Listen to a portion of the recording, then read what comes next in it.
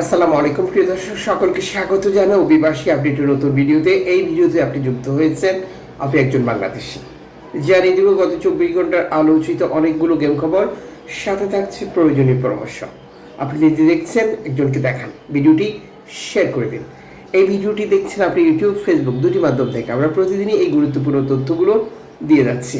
November মাসের 28 তারিখ জীবন এবং জীবিকার সন্ধানে আরও উন্নত ভবিষ্যতের আশায় বাংলাদেশিদের ইউরোপে আসার যে প্রচেষ্টা অব্যাহত রয়েছে, যার প্রমাণ বর্তমান এজিয়ান সাগর, ভূমধ্যসাগর, আটলান্টিক সাগর প্রত্যেক উপকূল ব্যবহার করে বাংলাদেশিরা চেষ্টা করছেন স্বপ্ন, আশা, উদ্দেশ্য সফল করতে।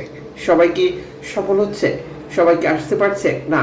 অনেকে আসতে পারছেন না, অনেকেই আটক হয়ে আছেন লিবিয়ার আটক কেন্দ্রগুলিতে, আশ্রয় কেন্দ্রগুলিতে। আর এই আটক কেন্দ্র, আশ্রয় কেন্দ্রে থাকতে থাকতে নিঃস্ব হয়ে গেছে। আর গেম দেওয়া সম্ভব নয় তাদের পক্ষে। তারা ফিরে যেতে চান বাংলাদেশে, অথচ পকেটে টাকা নেই, টিকিট কাটার কিভাবে যাবেন? আর এই পরিস্থিতি থেকে উত্তরণের জন্য লিবিয়াতে অবস্থানরত অসহায় নিঃস্ব বাংলাদেশিদেরকে ফিরিয়ে নিতে কাজ করছে IOM, জাতিসংঘের অভিবাসন সংস্থা। সহযোগিতা করছে বাংলাদেশ দূতাবাস লিবিয়া। আপনার আপনজন লিবিয়ার আটক কেন্দ্রে রয়েছে, তাকে পরামর্শ দিন। বাংলাদেশ দূতাবাস যখন যে আটক কেন্দ্র থেকে লোক পাঠানোর জন্য কাজ করে, সেখানে নিবন্ধিত হতে, যদি তিনি স্বেচ্ছায় বাংলাদেশে ফিরে যেতে চান।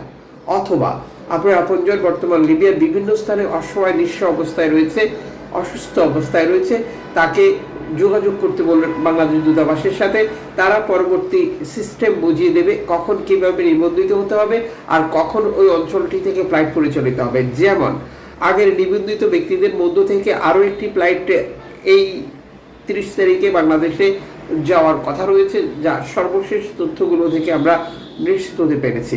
পরবর্তী ফ্লাইটের জন্য আপনার প্রিয়জনকে এখনই রেডি হতে নিবন্ধিত করুন, যারা লিবিয়াতে অবস্থান করছেন এবং ফিরে যেতে চান।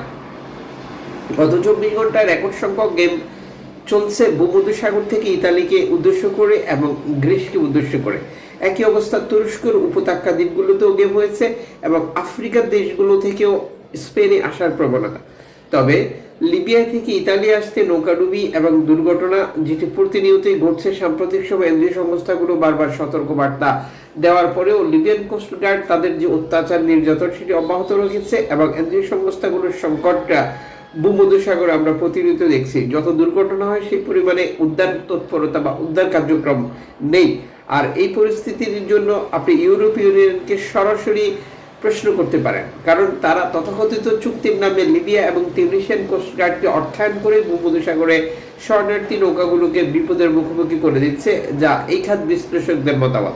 এদিকে তুরস্ক থেকে গ্রিসে অনেক শরণার্থী বিপদে পড়ার দুঃখিত ইনফরমেশন শেয়ার করেছে IOM। তাদেরকে উদ্ধার করার জন্য গ্রিস কর্তৃপক্ষের কাছে বার্তা পাঠিয়েছে। দর্শক, যুক্ত থাকুন, সতর্ক থাকুন, সচেতন থাকুন এবং দোয়া করুন অভিবাসীদের জন্য।